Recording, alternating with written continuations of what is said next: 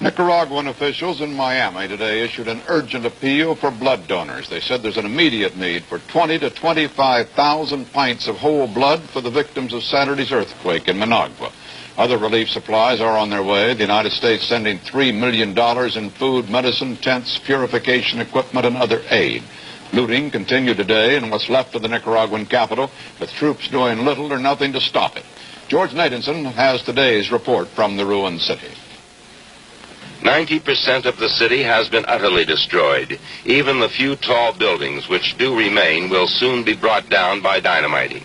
According to engineering surveys which have been carried out over the past days, there is not a single building in the downtown section safe for occupancy. The city will be leveled, as explained by Nicaragua's former president and now commander-in-chief of the armed forces, Anastasio Somoza. So the capital, as you now know it, will cease to exist? That is right. We are going to live in tents until we make an appreciation of the situation and decide, the government will have to decide what they're going to do. Martial law has been declared. The Army is now in full command of the city and the country. General Somoza is overflying the city in a U.S. helicopter. He will personally direct the demolition operations to level the city. A field hospital flown in by the United States has been set up to care for the many thousands of injured. A mass inoculation campaign is underway to prevent the spread of any epidemic. Typhoid is the most feared. Official estimates of the deaths are placed at about 2,000, but as rescue work continues, this figure continues to mount.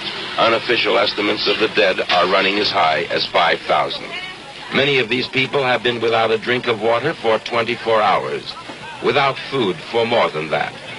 They stand patiently in line at the Red Cross headquarters, waiting for a cup of rice, or flour, or other staple. Bulldozers working through the streets of the city continue to uncover bodies buried beneath the rubble. One family of 3 was found crushed beneath the wreckage, apparently asleep at the time of the quake early Saturday morning. There is no burial for the bodies found.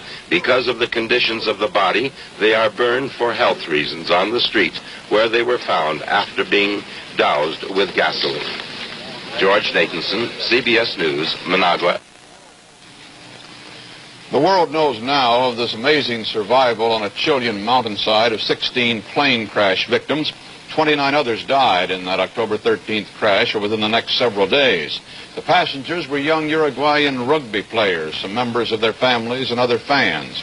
Today, the terrible truth was revealed. The survivors had sustained life during their 69-day ordeal by consuming the dead. They said they had reached their decision after long philosophical discussion and a unanimous vote, and one survivor compared their action as similar to a heart transplant, taking from the dead to sustain the living. More than a dozen major banks today raised their prime interest rate for corporate customers from 5 3/4% to 6%. Treasury Secretary George Shultz said he was disappointed at this latest round of interest hikes, touched off last week by First National City, the nation's second